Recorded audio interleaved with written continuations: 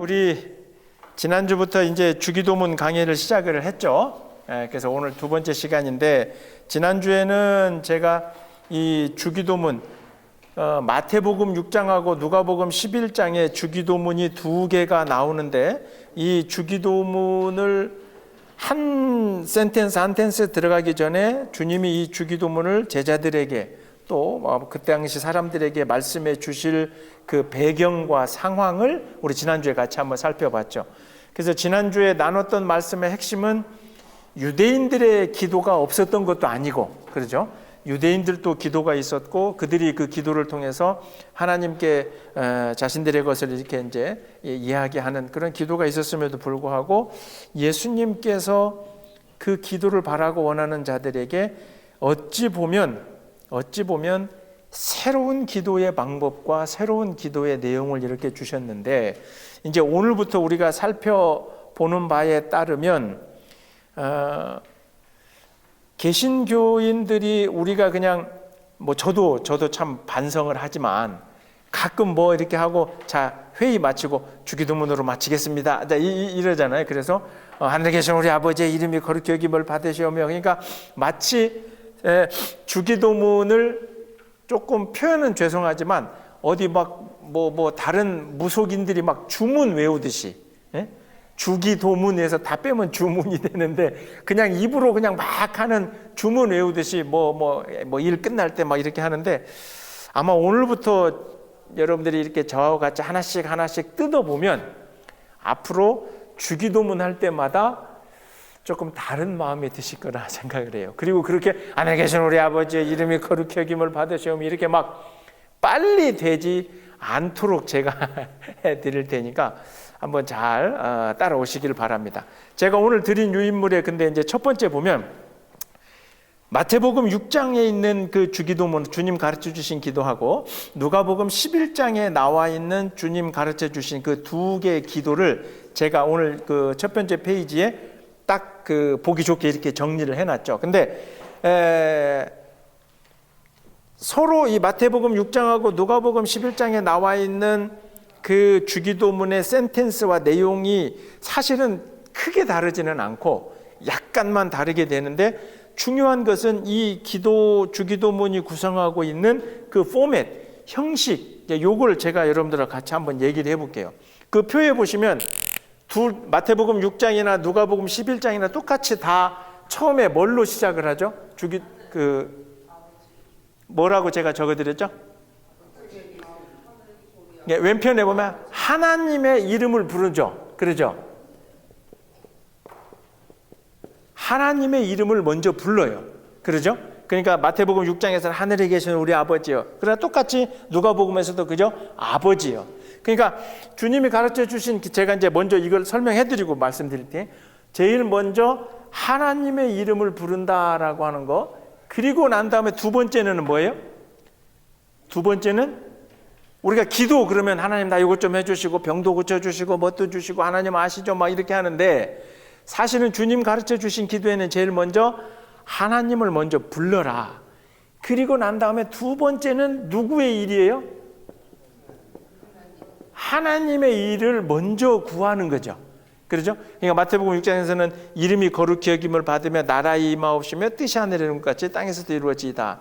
그러니까 내가 하나님 앞에 뭔가 기도하고 간구할 게 있어서 기도를 하지만, 기도의 모범이라고 가르쳐 주신 예수님의 기도 안에는 하나님의 이름을 부르고, 그리고 난 다음에는 뭐를? 하나님의 일, 또는 이게 하나님의 뜻이라고 해도 되죠. 하나님의 일, 하나님의 뜻이 다 이루어지기를. 그러죠? 그리고 난 다음에 세 번째가 뭐가 돼 있어요? 그리고 난 다음에 나의 일, 이제. 이게 두 번째가 하나님의 일이라면, 그 다음에 이제 우리가 실제 기도할 때 간구, 이거 나의 일이죠. 내가 지금 하나님 앞에 때로는 좀 아프니까 좀 어루만져 달라, 때로는 슬프니까 위로해 달라, 기쁘니까 더 축복해 달라. 요게 이제 세 번째로 이렇게 나오는 거죠. 그리고 난 다음에 이제 마지막에는 송영이라 그랬는데, 이게 다른 말로 이야기하면 찬양이죠. 그 이름을 부르는 것으로 시작을 했고, 마지막에 그 이름을 찬양하는 것으로 끝나게 되는데, 마태복음에서는, 그러니까 모든 유대인들이 가지고 있던 예배 형식은 찬양으로부터 이제 하나님의 이름을 부르는 것도 찬양으로부터 시작해서 마치는 것도 찬양으로 이 유대인들이 가지고 있는 그 회당에서 드리는 예배의 형식이었기 때문에 거기에 마태복음은 충실하게 맞춰놨어요. 근데 이제 누가복음에서는 이 송영 부분이 물론 이제 생략이 되어 있죠. 그래서 우리가 개신교인들이 주기도문을 할 때 누가복음 주기도문으로 하지 않고 뭐 틀렸다는 게 아니라 마태복음으로 하는 이유도 이런 어떤 전체적인 예배의 형식에 맞게 되어 있는 마태복음 걸 가지고 이제 이렇게 한다. 그런데 이제 첫 번째 좀 자세히 보면 첫 번째 하나님의 이름을 부른다라고 하는 것은 우리가 어떤 거냐면 내가 지금 기도를 드리는 그 기도를 나의 기도를 받으시는 그 하나님과 나와의 뭐냐면 관계를 형성하는 관계. 이게 뭐냐면 그 뒤에 이제 우리가 보면은 알겠지만 오늘 이제 구체적으로 하겠지만 아버지라고 부른다는 거죠. 아버지라고 부르는 거. 그러면 제가 지난주에 말씀드렸지만 유대인들의 그 기도는 감히 하나님을 아버지라고 부르지를 못하죠.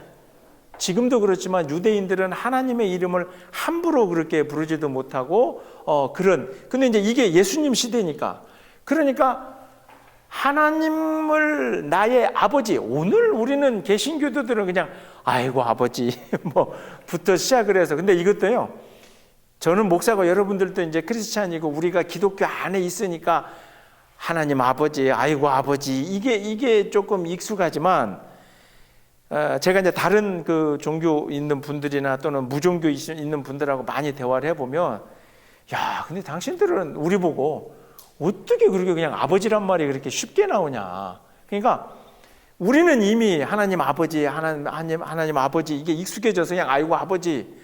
근데 아버지라고 부르는 게 굉장히 낯설어요. 사실은. 그러니까 뭐 이렇게 생각해 보시면 돼요. 우리 여기 남자분들은 장인어른한테 아버지 소리를 우리 집사님이나 장로님 다 하셨어요? 아버님, 뭐 아버지도 아니고 아버님 그러죠. 근데 그것도 아니고 장인어른 끝까지 하시는 분들도 계셔. 이게 아버지가 안 나와요, 사실은. 장로님 그러잖아요. 아버지 이게 쉽지 않아요. 그러면 똑같이 우리 이제 성도님들에게는 시어머니한테 시어머니는 시어머니니까 어머니 그랬나? 이건 또 다르구나. 근데 어쨌든 남자분들의 이런 분들한테는 아버지 이게 안 돼요. 그래서 내 친구들도 그러지만 장인어른 근데 저는 이제 지난번에 보셨지만 어렸을 때부터 제가 크는 걸 보고 저희 아버지랑 동갑이시고 그래갖고 나는 지금 장인어른이라고 불러본 적이 없어요. 저는 오히려 한 번도 그냥 아버지 아버님 뭐 이러는데 근데 어쨌든 내가 기도를 드리는 그 시작점에서 내 기도를 받으시는 분과 기도를 드리는 나의 관계가 아버지라고 하니까 이제 이게 또 여성 신학자들은 왜 하나님이 특별하게 매일 왜 아버지라고 하느냐 하나님 어머니 근데 이때 이제 아버지는 그냥 부모를 통칭해서 우리가 이게 여성 신학적인 건 좀 놔두고 어쨌든 내가 기도 드리는 대상이 나를 낳아주신 누구다? 부모다라고 하는 것으로 내가 이 기도를 시작한다는 거죠. 그래서 제일 처음에 하늘에 계신 우리 아버지여라고 하는 거에서 그 기도의 관계는 마치 다른 종교, 오늘 뒤에서 설명이 나오겠지만 다른 종교에서는 그 신이 딱 거기에 있고 그 다음에 우리가 신한테 혼나지 않으려면 그죠? 그 신이 딱 제시해 놓은 어떤 지켜야 될 이런 거 안 지키면 이놈의 새끼들 혼난다.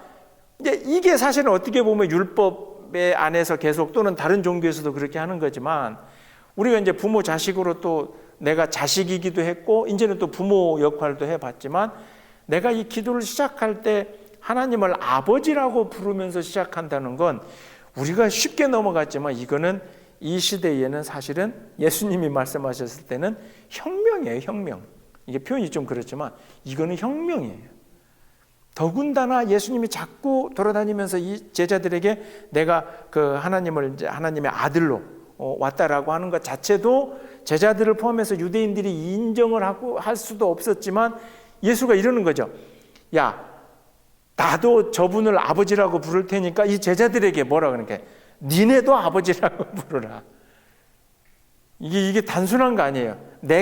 나만 그냥 아이고 하나님 아버지 그러면 제자들이 볼 때 저분이 자꾸 얘기할 때 하나님의 아들로 왔으니까 아버지라고 하나 보다 뭐 그런가 보다 할 수 있겠는데, 분명히 예수님이 이 기도를 가르쳐 주잖아요. 니네 기도할 때 이렇게 하라고. 그러면 나만 아버지라고 부를 게 아니라 누구도 니네도 다 아버지라고 불러라. 이렇게 해서 시작이 되는 게 주님이 가르쳐 주신 기도라는 거죠. 그러니까 기도를 막 시작하면서 사실은 기도를 받으시는 하나님과 우리의 관계를 우리는 완전히 그냥 어찌 보면 하나님 아버지 뭐 이 뒤에 다른 기도가 없어도 아버지 이거 하나만 해도 그 안에 의미를 부여하면 자신의 모든 삶의 자리가 이제 옮겨지고 변화되고, 이런 게 사실은 우리가 하나님을 아버지라고 부르는 아주 놀라운 그 단어. 그냥 우리 한글에는 아버지 세 글자지만, 그리고 실제 이제 예수님께서도 아빠, 아버지. 근데 희한하게도 이 아람어에서도 아빠가 영어에 father 말고 daddy처럼, daddy 좀 더 가까울 때 우리도 아버지 말고 아빠라고 하듯이 예수가 이제 가르쳐 준 게, 예수님이 가르쳐 준 게 바로 그거듯이, 이 주기도문의 시작은 결국 하나님과 나와의 관계를 내가 고백하면서 시작하는 거죠. 그게 어떤 관계라고요? 나를 세상에 있게 해주신 부모님. 그리고 다른 한편으로 보면 이게 좀 자식된 입장에서 항상 이런 얘기 할 때마다 가슴이 쿵쾅 찔리지만, 자식은 부모를 등지잖아요. 그죠? 등지기도 하고 승진이기도 하고. 근데 이제 우리가 부모가 돼봤지만 부모는 결코 자식을 어떻게 등지지 못하죠. 그러잖아요. 제가 이 영화 얘기를 언제 했는지 모르겠지만, 설경구 씨가 나온 2000년 중반에 그 공공의 적이라고 하는 이 영화 시리즈가 있어요.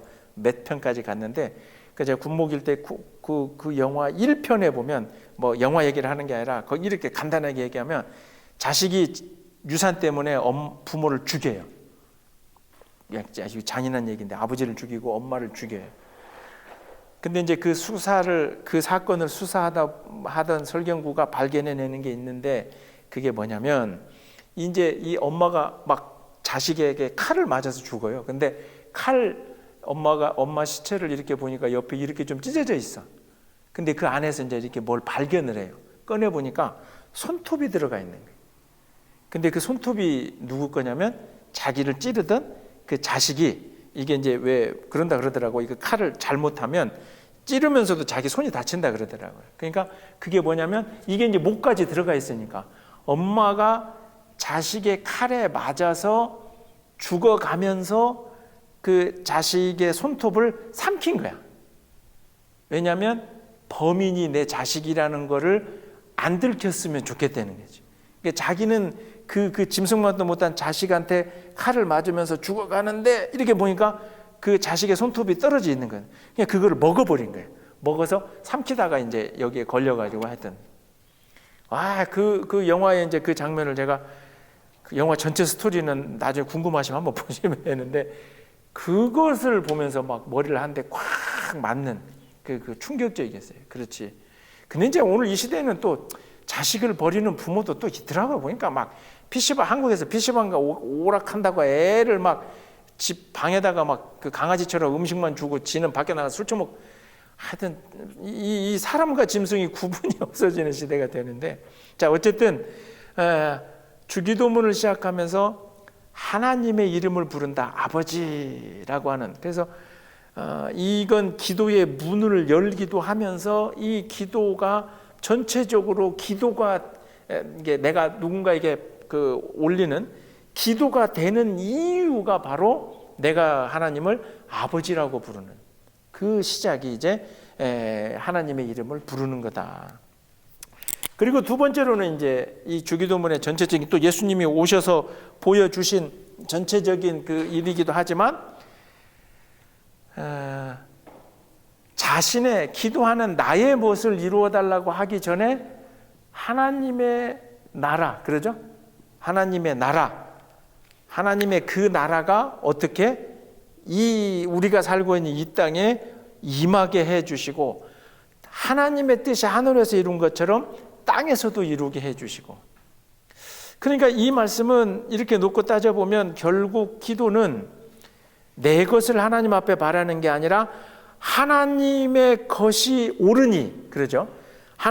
내가 하나님을 아버지라고 부르며 아버지는 틀리는 분이 아니고 하나님은 잘못된 분이 아니고 그릇된 분이 아니기 때문에 하나님의 뜻이 다 맞으니 그 뜻이 그냥 우리 이놈의 이 세상, 이놈의 세상, 우리가 살고 있는 이놈의 세상, 인간들이 만들어 놓은 어떤 이 세상에 인간의 법과 질서와 이게 아니라 하나님의 나라, 하나님의 뜻이 좀 이렇게 와서, 그러니까 그런 거죠.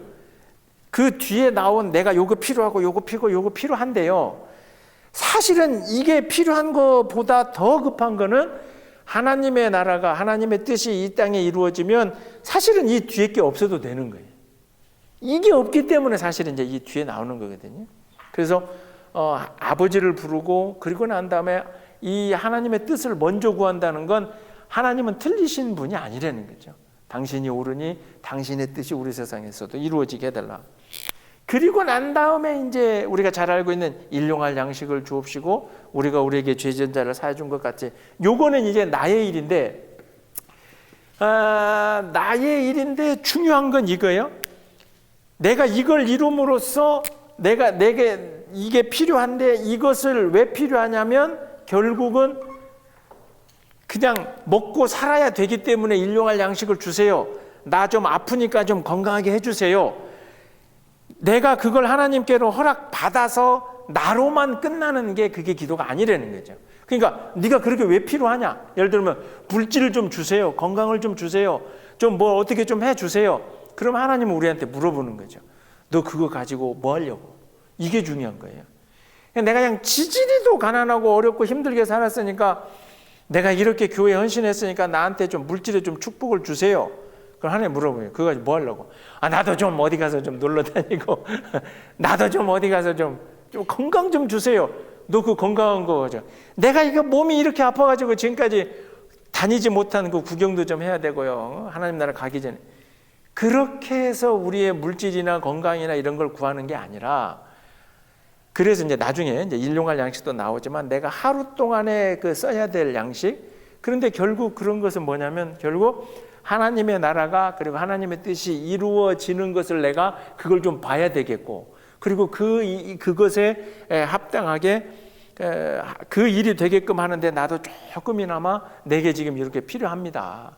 그러니 나에게 달라고 하는 것이 이제 우리의 기도인데, 마치 앞서 제가 시작한 것처럼 잘못해서 주님이 가르쳐 주신 기도가 주문이 돼버리는 건 그런 거죠. 요술방망이 두들기시지, 나 이거 하면 된다, 이거 하면 나에게 주신다. 근데 분명하게 이제 성경에서 말씀해 주신 것처럼 내게 능력 주시는 자 안에서 내가 모든 걸 할 수 있다 그랬잖아요. 능력 주시는 자 안에서만 가능한 거죠. 하나님 나라가 이 땅에 이루어지는 이 조건 안에서 필요한 것만을 구해야 되는 거죠. 그래서 이게 이제 대표적인 사건이 우리가 기억하잖아요. 광야에서 먹었던 만나, 그러죠? 딱 그날 먹을 거. 그러면 이제 우리가 그 만나에 대한 여러 가지 해석이 있지만 그렇게 생각해 보면 돼요. 그러면 왜 딱 그냥 그날 먹을 거, 왜 그날 것만 거두게 하셨는가? 광야에서는 이제 이 이스라엘 백성들이 가나안 땅까지 가야 되기 때문에, 그리고 데리고 가겠다고 약속을 하셨기 때문에 죽지만 않으면 되는 거예요. 그러니까 미안한 얘기지만 이게 이제 너무 배부르고 너무 뭐 이렇게 돼서 또 다른 생각이 들지 않을 만큼, 반대로 너무 없어서 가야 될 길을 포기하지 않을 만큼, 너무 배불러서 가야 될 것을 안 가면 되겠다라고 싶을 정도가 아니라 적당하게 부족하고 적당하게 필요한 만큼만 줘야 가야 되겠다라고 하고 가는 거죠. 그래서 제가 이제 헌금 기도할 때마다 늘 그러잖아요. 물질이 우리에게 반드시 필요해요. 생사람들이나 우리나 이 땅에 사니까. 그러나 때로는 그 물질이 너무 많아서, 근데 얘기할 때마다 시험 들어도 좋으니 그냥 복권이나 한번 돼서 좀 그냥 너무, 우리가 저 집사람하고 막 계산을 해봤어요. 지난주에 나왔더만. 그거 해보니까 딱 당첨되면 30년간을 매달 한 번에 받으면 너무 많이 텍스를 떼가더라고. 그래서 30년간 매달 받는 거 한 달에 20만 불씩 받아야 돼. 그래도 또 목사하고 사모니까 양심은 있어서 되면 땅을 사서 교회를 짓든 일단 되면 솔직히 그래. 또 양심은 있는 거지. 되면 땅을 사서 교회를 짓든 아니면 큰 교회인데 안 되는 교회를 그냥 사가지고 그리고 또 그 얘기도 합니다. 우리가 아까 저기 집사님하고 장로님 그 세 얘기하던데 우리가 이게 교회가 세대로 살면서 고생을 하잖아요. 그러니까 큰 교회를 지어가지고 여기에 뭐 인도 사람, 중국 사람 뭐 하여튼 시간별로 그냥 각각 나눠서 싹 다 이게 이제 크리스찬 센터가 돼가지고 다 와가지고 니네는 아침 몇 시 해가지고 막 렌트비 없다. 렌트비 없고 막 해가지고 싹 다 그냥 이제 집사람하고 그 얘기 해놓고 그리고 이제 뭐 차도 좀 바꾸고 이게 항상 그런 거예요. 물질은 만나의 기준으로 놓고 보면 그리고 주기도문의 그걸로 보면 일용할 그러니까 딱 필요한 만큼. 근데 그 필요가 뭐냐면 어느 것에 대한 필요냐면 그냥 하나님의 뜻을 이름 그리고 하나님을 경배할 만큼 너무 많아서 하나님을 등져도 안 돼요. 너무 없어서 물질 때문에 하나님을 등져서도 안 되고 이제 그래서 그거를 놓고 이제 우리가 기도할 때 나의 일을 이제 두 번째로 간구하는 거고 그리고 마지막에는 이제 성령을 하는 건데 이 모든 것을 이루어 주실 다시 한번 이제 하나님의 이름 앞에 우리가 찬양을 하는 거다. 그 형식으로 놓고 보면 마태복음 6장과 누가복음 11장이 그렇게 딱 이렇게 이제 비교가 되어 있다. 그래서 이 구조를 놓고 보면 결국 제가 지난주에도 말씀드렸지만 기도한다라고 하는 것은 나의 일이 우선이 아니라 누구의 일이? 하나님의 일이 우선이고 기도는 그러니 나를 드러내는 게 아니라 누구를? 하나님을 드러내는 거죠. 그러니까 이제 마태복음, 누가복음 11장에서는 주기도문이 나올 때 제자들이 기도를 좀 가르쳐 주세요 이랬는데 마태복음 6장의 기도는 앞에 이제 마태복음 5장의 산산수훈뿐만 아니라 마태복음 6장에서 막 그 외식하는 사람들이 막 중언부언하고 막 폼 잡고 기도하고 이러지 말라고 하는 맥락에서 이 기도가 나온 것도 다른 맥락이 아니라 기도를 통해서 네가 드러나면 안 되는 거죠. 하나님 앞에 기도 막 멋지게 폼나게 하는 기도를 통해서 기도하는 자가 드러나는 게 아니라 기도는 철저하게 기도하는 자의 모습을 통해서 누가? 하나님이 드러나는 거죠. 기도하는 사람의 삶의 모습이나 기도하는 그 모습이나 그 모든 걸 통해서 결국은 그 불려져야 될 이름도 하나님이요. 먼저 구해야 될 것도 하나님의 일이요. 그리고 내 형편과 상황도 이 하나님의 일을 하는 데에 필요한 나의 것을 구하니 아무리 따져봐도 기도하면서 폼 잡고 막 자신을 드러내고 하는 것이 주님이 가르쳐 주신 기도가 아니다 하는 거죠. 제가 이제 요걸 이렇게 이 주기도문을 다시 이번에 이거 하면서 정리하면서 참 시대가 좋아진 게 요즘은 유튜브에 보면 막 온갖 목사님 막 그 뭐 온갖 기도원 뭐 이런 거 다 올리는 대로 족족 볼 수가 있잖아요. 그래서 이렇게 쭉 보면 참 안타까운 게 많아요. 주님은 기도를 이렇게 가르쳐 주셨는데 오늘 우리 개신교인들의 기도는 다시 주님이 그러지 말라고 하는 유대인의 기도로 돌아가고 있다는 거예요. 막 이렇게 막 기도하면서 특히 이제 우리 이제 목사님들이 그렇게 가르치시기도 하셨고 또 가르침이 아니어도 뭐 집사님 권사님들이 스스로 막 기도하면서 당신을 너무 이제 막 드러내는 거죠. 그래서 이제 나중에 또 뒤에서 제가 할 얘기겠지만 그 병 고치는 막 기도를 하시는데 여기서 막 앞에서 막 그 목사님 막 선포를 류마티스 관절염 뭐 해가지고 암 떨어져 나갈지어다 예수의 이름으로 막. 근데 이제 물론 치유의 은사가 그리고 능력이 있죠. 근데 저는 이제 그 기도를 하시는 목사님들의 모습을 보면서 결국에는 그런 모습들이나 그런 동영상들을 막 보여주면서 사실은 예수의 이름으로 병을 고친다, 예수의 이름으로 귀신아 나가라, 맞아요. 그런데 결국에는 예수는 온데간데 없고 그 능력을 행한 당신의 이름만, 그 목사님. 그래서 저 목사님이 능력이 있고 저 목사님이 이렇게 되고 저 목사님이 막 병을 고치시더라. 그러니까 그 목사님이나 그 기도하시는 어떤 뭐 특별한 분이 가는 곳에만 막 사람들이 모이고 이렇게 된. 정작 그분도 예수의 이름으로 물리치고 예수의 이름으로 귀신아 나가라 했는데 예수의 이름은 온데간데 없고 사람들이 그것을 외치고 있는 어찌 보면 저는 그렇게 표현하고 싶어요. 기도를 그렇게 하고 있는 사실은 껍데기를 쫓아다니고 있는 거죠. 그분의 능력이 아니잖아요. 분명히 그분도 그렇게 이야기를 하는데. 그래서 결국 기도는 예수님께서 제자들에게 기도를 가르쳐 주면서 하나님이신 예수님이 해주신 건 결국 기도를 배워야 될 이 사람들과 하나님과의 관계, 결국 예수와의 관계, 멀리 떨어져 있는 어떤 다른 특정한 신에게 뭔가를 막 빌어서 얻어내는 게 아니라 기도를 하겠다고 하는 당신들은 이미 하나님과 어떤 관계다? 부모와 자식, 육체의 부모와 자식보다 그 관계보다 훨씬 더 또 다른 차원이지만 일단 부를 때는 아버지와 자식의 관계. 그래서 아마 예수님이 이제 비유로도 이 부모 자식도 탕자의 비유 이제 이런 말씀을 해주신 것처럼 결국 우리가 기도를 드린다라고 하는 건 내가 하나님과의 어떤 관계인가라고 하는 것을 머릿속으로 시작을 하면서 이제 우리가 하는 게 주기도문이다. 자, 그러면 이제 구체적으로 드디어 이제 여기까지가 또 서론이고 첫 문장부터 한번 들어가 보자고요. 그래서 제가 주기도문 강의하면서는 마태복음 6장 걸로 이제 진행을 할 테니까요. 제일 처음에 하늘에 계신 어디에? 도대체 하늘이 어딜까요? 하늘에 계시다는데 하늘에 계신 우리 아버지여, 뒤에 우리 아버지여는 일단 놔두고 하늘에 계신 당신은 도대체 어디에 계십니까? 하늘. 이게 한국어에는 그냥 하늘 이러면 이제 하나밖에 없으니까 그러는데 아시겠지만 영어에는 또 여러 가지가 있어요. 근데 스카이가 있고 또 하나는 하늘로 번역이 되는 게 헤븐이 있죠. 그러면 사실은 눈에 보이는 스카이는 요 하늘은 저 하늘이겠죠. 그러면 이제 우리는 얼추 헤븐이겠다. 이게 하나님 나라 천국 이야기할 때 헤븐이라고 하는데 근데 사실은 우리가 하늘에 계시는 우리 아버지여라고 이야기할 때에 하나님이 계시는 곳은 스카이도 넘어서고 헤븐도 넘어서야 돼요. 그게 어떤 의미냐면 하나님이 세상을 창조하실 때 땅과 하늘을 이렇게 구분을 하셨다. 그러면 오늘 그냥 우리 이 시대로만 놓고 봐도 그냥 땅을 먼저 생각해 보면 우리가 살고 있는 땅 어느 곳이나 하늘이 없는 땅이 있을 수가 있어요, 없어요?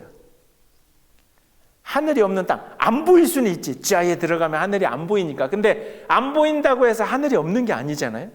그러죠? 그러니까 하늘에 계신 우리 아버지여라고 이야기할 때 하늘에 계시다라고 하는 건 특정한 곳에 하나님이 딱 거기에 계신다라고 생각하시면 안 돼요.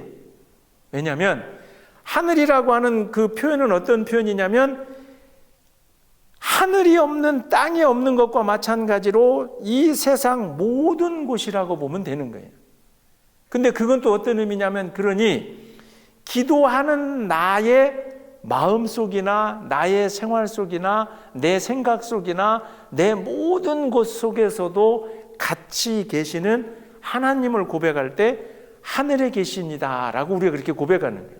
근데 이제 유대인들은 조금 달랐어요.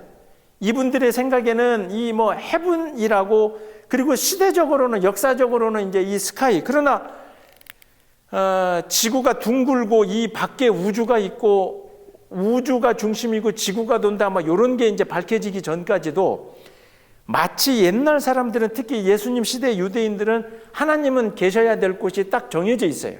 그분이 저 하늘, 그 하늘이 이 스카이도 아니고 헤븐도 아니고 하여튼 하늘에 계시는데 근데 그분이 가끔 때로는 그 멀리 계시지만 그분의 어떤 특별한 것을 우리가 가지고 있을 수 있다라고 하는 게 뭐냐면 유대인들에게는 그래서 성전 안에 그러죠?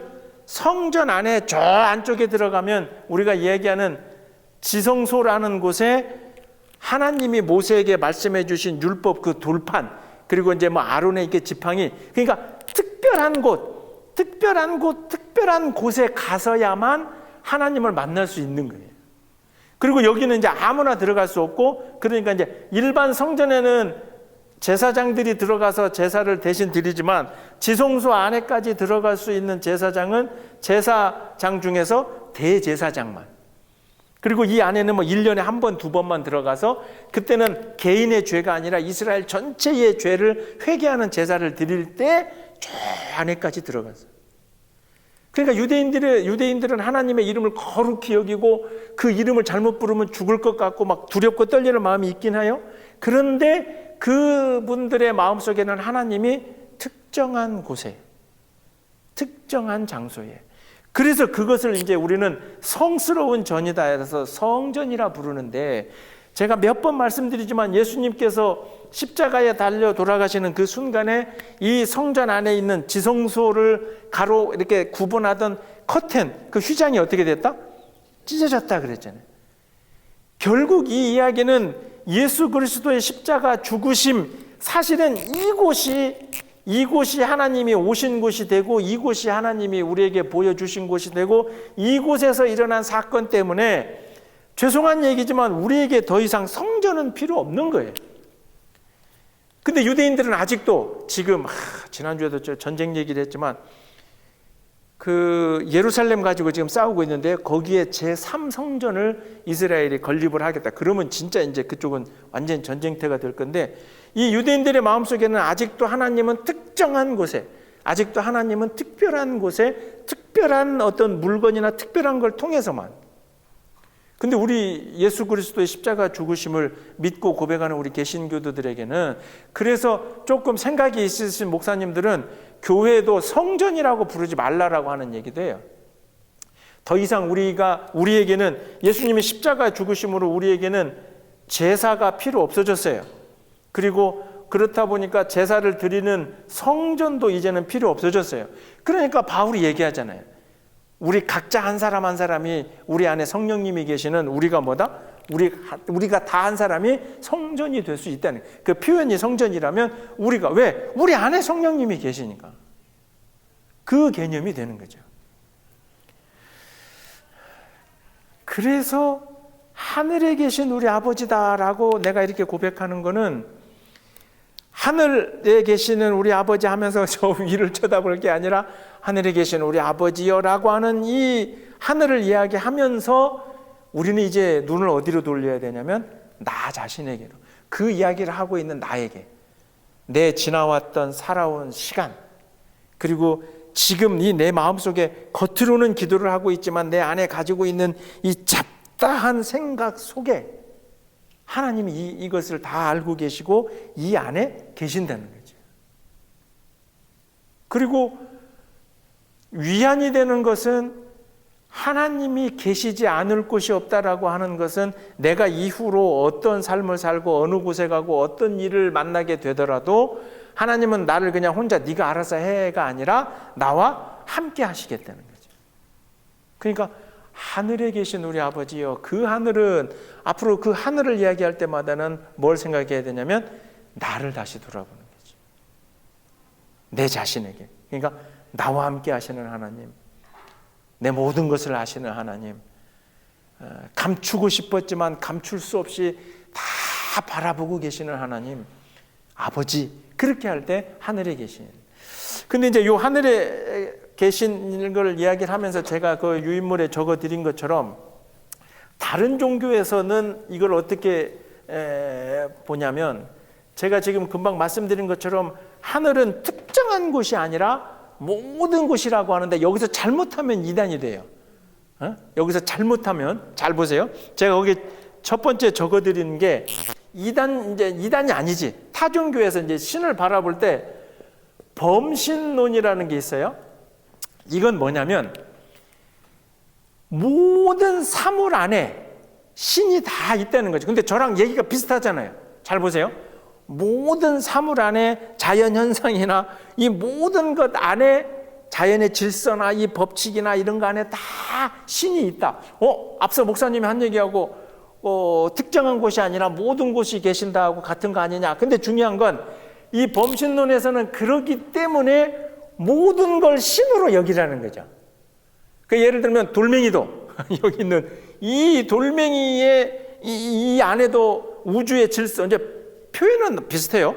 우주와 질서와 자연의 섭리가 다 들어가 있는, 그러니 이 돌멩이도 우리가 신격화하고 소중하게 여겨야 되고, 또 어떤 다른 것도, 이걸 이제 범신론이라 그러는데, 종교로 얘기를 해보면 힌두교나 주로 불교에서는 이런 개념이에요. 그래서 뭐냐면 불교에서 가장 큰 인사가 뭐냐면 성불하세요, 이거지. 성불하세요. 그게 뭐냐면 이제 앞에 계시는 분 보고 성불, 즉 당신도 부처가 되세요, 이렇게 얘기하는 거거든요. 그러니까 각자 자신 스스로가 뭔가를 이루어서 그 부처의 지경에 도달하는 거예요. 그래서 이제 불교 서적을 보면 옛 스님들이 그렇게 얘기해. 길을 걷다가 부처를 만나면 부처를 죽이고, 뭐 이런 게, 그러니까 네가 만들어 놓은 부처가 아니라 제대로 원 부처를 만나야 된다, 이러면서 그 부처가 될 수 있도록 네가 그렇게 해 나가라.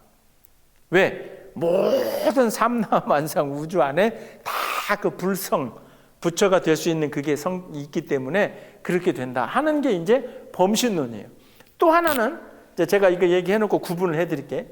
이신론, 제가 이제 적어 드렸지만 이신론이라는 게 있어요. 이거는 아니 신은 그렇게 막 이 잡다한 세상 속에 이렇게 와 계시는 게 아니라, 신은 저 어느 특정한 곳에 계시고 이렇게 딱 질서를 만들어 놓고 딱 팔짱 끼고 잘 되겠지, 이렇게 바라보시는 그 신이, 그런 신이 존재한다는 게 이신론인데, 대표적인 게 이게 뭐냐면 이슬람교예요. 그러니까 이슬람교회는 형태적으로만 우리가 봐도 철저하게 막 복종하잖아요. 그리고 그 코란에서 하는 이야기 이걸 지켜야 되고 막 이렇게. 그렇기 때문에 이 이신론에서는 신이 인간에게 와서 인간을 위해서 죽고, 앞서 제가 말씀드린 예수 그리스도의 십자가와는 전혀 이제 다르게 되는 거죠. 그런 일이 있을 수도 없고 그건 말도 안 돼. 근데 제가 처음에 설명할 때 약간 이 범신론하고 비슷할 것 같죠. 그런데 여기에서 이제 우리의 차이가 뭐냐면, 범신론에서는 그러니 이런 돌멩이나 생명이 있건 없건 어떤 이런 모든 것 안에 신이 그 안에 있고 그게 다 신이다라고 얘기하는데, 우리가 고백하는 하늘에 계신 이 하나님이라고 하는 존재는 세상을 시작하셨는데, 창조 질서를 이 사람들이 얘기하는 것처럼 신이 딱 시작을 해놓고, 이 사람들은 위에서 신이 구경하고 있다는 거고 바라보고 있다는 거고, 그런데 이 땅에 오신 예수 그리스도는 그냥 세상 만물 속에 가만히 들어가 있는 게 아니라 피조물로 오셔서 그러실 필요도 없고 그러서셔도 안 되는데, 당신이 피조물에 의해서 죽으시고 그러면서까지도 사랑하시면서 이들을 끌고, 이제 이 영혼들을 끌고 하나님께로 데리고 올라가기를 원하는 예수의 십자가라고 하는 것이 이제 우리가 고백하는 우리의 신앙의 개념이거든요. 이게 말이 조금 복잡한가요? 이해가 좀 되시죠? 좀 구분적으로 얘기해 보면. 그래서 중요한 건 그거예요. 여기에 담겨져 있는 게, 하나는 초월이 어떤 걸 알죠? 모든 것을 다 초월한다 우리가 얘기하는데, 초월자이신 하나님과 우리 이제 인간은 어때요? 인간은 분명하게 한계가 있는 존재잖아요. 그렇죠? 태어나는 순간 다 죽어야 될 수밖에 없는. 이게 결국 이 종교들에서도 이야기하는 게 인간과 그 신에 대한 관계인데, 우리가 고백하는 하늘에 계신 하나님이라고 하는 것은 철저하게 하나님이 우리에게 다가오셨고 우리와 함께 하시고 우리를 놔두지 아니하시고 우리를 끌고 당신의 나라로 가시기를 원하는, 그런 굉장히 적극적이면서도 사랑하시는 이제 하나님의 존재가 하늘에 계신이라고 하는. 그래서 내 지나온 삶이나 내 모든 것 속에서 가지고 있는, 그래서 특별히 이제 하늘은 우리는 감히 이렇게 넘어갈 수가 없잖아요. 그죠? 그것을 이제 우리는 뭐라고 얘기하냐면 구원이라 그래요. 가지고 있는 죄를 우리 스스로 잘못해서 이 사람들처럼 모든 곳에 세상에 있으니까, 그러니까 우리 각자가 다 신이 될 수 있어. 성불 부처가 되세요라고 하는 이 가르침은 우리에게는 맞지가 않죠. 왜냐하면 우리의 죄는 우리 스스로 구원할 수가 없고 철저하게 초월자 되시는 하나님이 오셔서 이 문제를 해결해 주셔야 되는 거예요. 그래서 이제 십자가로 이제 우리에게 오신 거고.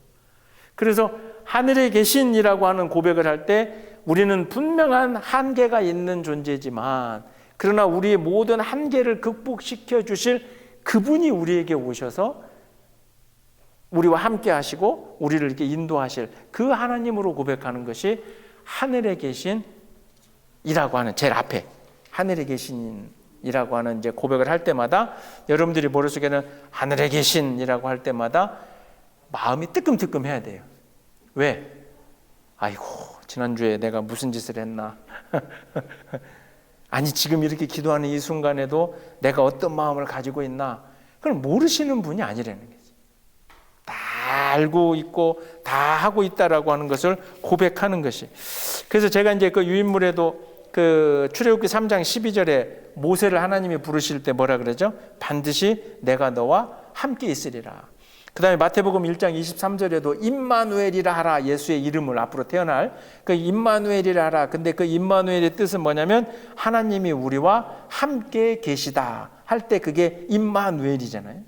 그러니까 결국 구약의 모세를 부르시는 그 하나님, 또 이제 모세를 부르셨을 때도 그 위에 아브라함과 이삭과 야곱과 요셉의 하나님인 내가, 그러니까 과거로부터 쭉 함께 했던 하나님이 이후로도 우리 후손들에게도 예수 그리스도로 오셔서 임마누엘이라 하라라고 하는 건 예수가 오셨지만 결국 하나님이 우리 후손들하고도 계속해서 함께 해주시겠다라고 하는 고백으로, 그게 우리가 이야기하는 하늘에 계신 우리 아버지여라고 할 때의 하늘이다. 자, 이제 이해되셨죠? 그래서 하늘을 이야기할 때마다 스카이나 헤븐 이것까지도 초월해서 포함해서 결국은 어디로? 나에게로, 기도하고 있는 내 자신에게. 그러니까 이제 이게 종교를 떠나서 그 철학자들이 그러잖아요. 인간 하나가 우주라 그러잖아요. 그렇죠? 인간 한 사람이 이제 우주다. 그 말도 우리는 갖다 쓸 수 있어요. 그렇죠? 우리가 우주인데 우주의 시작은 결국 하나님으로부터 시작된 것으로 우리는 고백을 하니 그 우주 안에 하나님이 계시는 거죠. 다만 때로는 내가 하나님이 내 안에 나와 함께하지 않다라고 우리는 박박 우기면서 사는 게 내가 하고 싶은 대로 사는 삶의 모습인 거죠. 근데 앞서 시작하는 것처럼 기도가 철저하게 하나님 앞에 내 모든 것을 항복하고 엎드리는 거라면 이미 나와 함께 하시는 하나님 앞에 그 하나님의 길을 내가 열어드리고 그 앞에 이제 순종하게 되는 거예요. 그게 이제 우리의 기도의 시작이고 하늘이라고 하는 고백이죠. 자, 그리고 이제 두 번째로는 하늘에 계신, 이제 하늘에 계시다는 건 알겠죠? 결국 어디에 계신다? 안 계시는 곳이 없고 결국은 뭐다? 내가 나를 돌아봐야 되는 거예요. 그 다음에 이제 우리 아버지요. 아버지요. 말씀드린 것처럼 여성 신학자들이 기분 나빠합니다. 왜 꼭 아버지냐? 우리 어머니요. 그러면서 막 실제적으로 그러면 신이 페일이냐, 피메일이냐, 남자냐, 여자냐 막 이런 소리를 하는데, 이제 시대적으로 이 구약 성서나 신약 성서가 기록이 되던, 뭐 구약은 말할 것도 없고, 이 시대에 이제 우리가 구약의 역사를 살펴보면서 가부장적인 아버지 중심의 이걸 봤잖아요. 그런 맥락에서도, 근데 중요한 건 하나님은 남자냐 여자냐 그렇게 말할 수가 없는 존재예요. 그렇기 때문에 이제 아버지라고 하는 건 통상적인 건데, 이게 우리의 부모 개념으로 이제 보면 되는 거죠. 자, 근데 이제 앞서 말씀드린 것처럼 제자들에게 기도할 때, 너네가 기도할 때 아까 하늘을 얘기하고 그 다음에 아버지라고 불러라 라고, 나도 하나님을 아버지라고 부를 텐데 니네도 아버지라고 불러라. 말씀드린 것처럼 유대인들에게는 굉장히 낯선 일일 수 있고 두려운 일일 수 있어요. 왜냐하면 제가 거기 보면 지난주에 카디시라고 주기도문하고 18번 18가지 축복기도 말고 그 위에 짧은 거 하나 있었잖아요. 거기에도 보면 굉장히 공손해요. 이게 표현이 공손하다는 게 뭐냐면, 이게 하나님은 당신은 이렇게 거기 좀 계시고, 아이고 우리가요, 뭐 이렇게 뭐라 그래요? 어찌 보면 이렇게 좀 쩔쩔 매는 듯한 표현이 좀 그렇지만 이렇게 되는 건데, 근데 예수님께서는 그게 하나님을 떼놓고가 아니라 그가 나의 아버지다라고 하는 건 유대인의 그 기도 카디쉬에서는 이제 3인칭으로, 이게 3인칭이 뭐냐면 이게 기분 나쁜 거예요. 나하고 너하고 직접 대화하는 게 아니라 우리가 대화하면서 야, 그 사람이 이제 이게 3인칭이잖아요. 그런데 주기도문은 예수님이 가르쳐 주신 주기도문은 철저하게 어떻게 돼요? 2인칭이잖아요. 그죠? 아버지라고 내가 부르면서. 그러니까 어떤 다른 존재를 통해서 이렇게 가는 게 아니라 그냥 내가 아버지하고 바로 대화할 수 있게끔 나와 당신의 관계, 이 2인칭의 관계가 바로 주기도문이라는 거죠. 근데 이 2인칭의 관계가 됐다라고 하는 건 결국 예수님께서 마지막에 이제 기도할 때 이제 우리는 또 이제 이건 예수님이 말씀한 게 아니라 뒤에 이제 우리가 교리적으로 예수의 이름으로 기도드립니다라고 이제 갖다 덧붙인 거지만 결국 하나님과 1대1로 직접 대화할 수 있는 길을 예수님이 이 기도를 통해서 이제 열어주신다는 거죠. 그리고 또 하나는 이 유대교에서 이야기하는 이 카디시에서 이야기하는 3인칭은 그들이 이야기할 때에 하나님은 사랑하시긴 하지만 율법을 가지고 어떻게 보면 율법과 심판자의 모습이 커요. 그렇죠?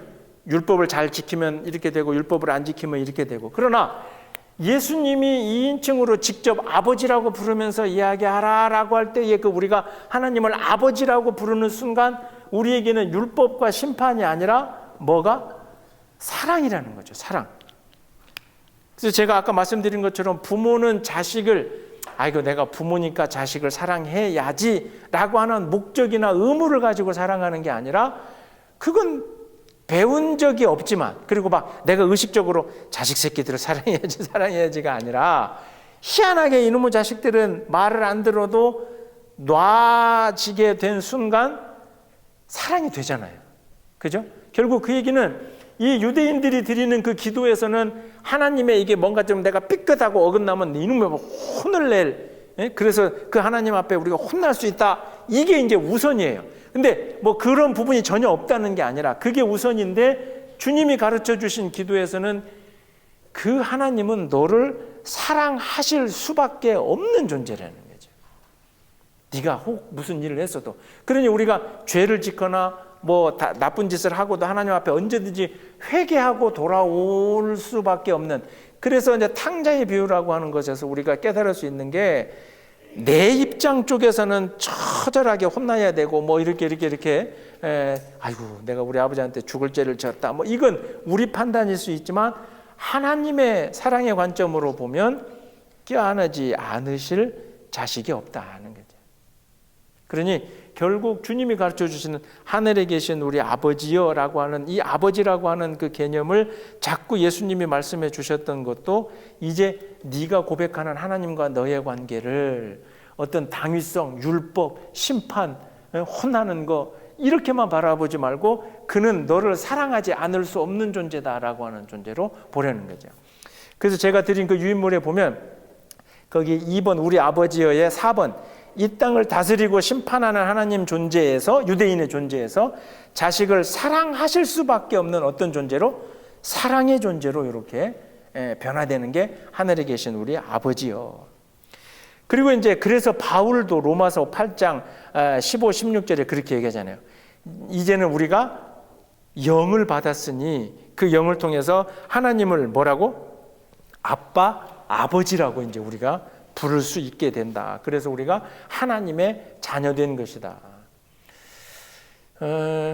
말씀드린 것처럼 우리 시대에는 성경을 또 읽고 우리가 크리스찬들이니까 너무도 당연한 것이라고 할 수 있겠지만 지구가 둥글다라고 믿지 않았던 시대에 지구가 둥글다라고 했다는 건 그건 아주 그 혁명이었잖아요. 혁명. 그것과 똑같은 거예요. 유대인들에게 감히 유대인들이 아빠, 아버지 이렇게 하나님을 부를 수가 없는데 그렇게 이제 부르라는 거죠. 그 관계라는 거죠.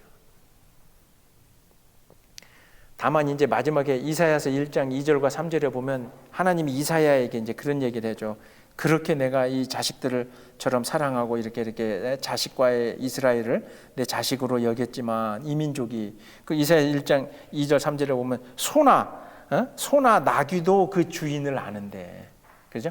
소나 나귀도 그 주인을 아는데 자식으로 생각하며 내가 함께하던 이 이스라엘 백성들이 때로는 내가 아버지임을 깨닫지 못하는구나. 그러면서 이제 이사야 선지자를 통해서 앞으로 그 남유다 북이스라엘이 그 심판을 좀 전쟁 포로로 끌려가기도, 그 예언이 이사야 1장에 나와 있는 말씀을 제가 거기에 좀 기록을 해드렸죠. 자, 그래서 하늘에 계신 우리 유인물 두 번째 보면 하늘에 계신 우리 아버지여라고 하는 이 이제 센텐스를 두 개를 합쳐서 한 번에 보면 첫 번째 그거 보세요. 하나님의 초월성. 하늘에 계시는, 근데 이 하늘이 어디라 그랬어요? 모든 곳입니다. 시간과 공간을 초월하는, 내 마음속, 내 과거, 내 미래, 이 모든 걸 초월해서 계시는 하나님을 인정하면서도, 그러니까 초월자이기 때문에 저 멀리 있을 것 같고 뭔가 나와 다를 것 같은데 아버지라고 부르면서 다시 나에게로 가까이 끌어당기는 거죠. 그죠? 그래서 초월성과 그 다음에 친근함을 인정해서 나와 함께 하시는, 결국 이 이야기는 하늘에 계신 우리 아버지여라고 하는 그 단어는 한마디로 예수라고 우리가 이야기하면 돼요. 창조주이신 하나님이신데 그 창조주가 인간으로 우리에게 오셨잖아요. 우리에게 오시는 것뿐만 아니라 그저 그 당시 사람들은 이렇게 대접해 주지 않던 그 사람들하고 함께 하면서 마지막에 십자가에 달려 돌아가신 예수. 그래서 하늘에 계신 우리 아버지라고 하는 문장 하나 자체가 그냥 이 예수님의 삶 안에 그대로 다 들어가 있는 거죠. 두 번째, 아들이 아버지를 인정하지 않아도, 그죠? 아들을 자식놈들은 때로 부모를 그렇게 해도 아버지는 끝까지 신실한 분이라는 거죠. 그래서 우리가 단순하게 부모 자식 간의 사랑을 넘어서 하나님의 의, 하나님의 뜻, 하나님의 사랑이라고 이제 부르는 거죠.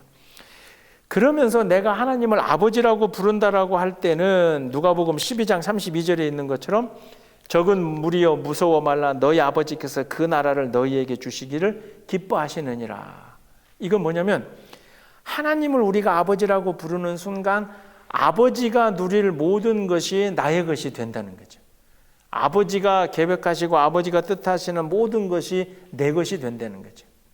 그래서 주기도문 전체의 구조에서 제가 막 시작한 것처럼 내 것을 먼저 구하지 말고 뭐를 먼저 구하라? 하나님의 것을 먼저 구하라고 하는 것이 사실은 하나님과 내 것이 구분이 없는 거죠. 왜냐하면 아버지의 것이 꼭 자식의 것이 되는 것으로 이제 아버지와 나의 그 관계가 되기 때문에. 그리고 마지막에 주기도문의 시작점이 되는 이 하나님 하늘에 계신 우리 아버지여라고 하는 이 말 한마디가 그 뒤에 나오는 모든 기도의 주기도문의 모든 내용의 열쇠이라고, 저는 열쇠이기도 하고 그게 시작점이 된 거예요. 이것 없으면 하늘에 계신 우리 아버지여, 그러니까 초월자 되시는데 나와 함께 하시는, 그리고 나를 버리지 아니하실 아버지여라고 하는 이 문맥으로 시작하지 않으면 그 뒤에 구하는 내 모든 것이 그게 그 아버지가 들어주실 아버지가 아니라면 들어주신 일도 없고 내 기도는 그냥 벽에다 대고 외치는 것과 똑같은 거지. 근데 하늘에 계신 우리 아버지요, 다 알고 계시고 함께 하시는, 내 속에 계시는, 그러면서도 나를 결코 버리지 아니하고 부모님처럼 나를 사랑해 주실 하나님, 그리고 아버지여라고 하면서 이제 그 뒤에 그 내용들을 이제 가는 거죠. 자, 벌써 11시에 시간은 아주 그래서 하늘에 계신 우리 아버지여 요거 보고 잠깐 한 10분 쉬었다가 그 다음에 이름이 거룩히 여김을 받으시오며 오늘 여기까지 이제 할게요. 자, 이제는 앞서 한 것처럼 하늘에 계신 우리 아버지여라고 할 때마다 오늘 했던 거를 다시 한번 곱씹어 보면 한 센텐스지만 한 센텐스가 아니다.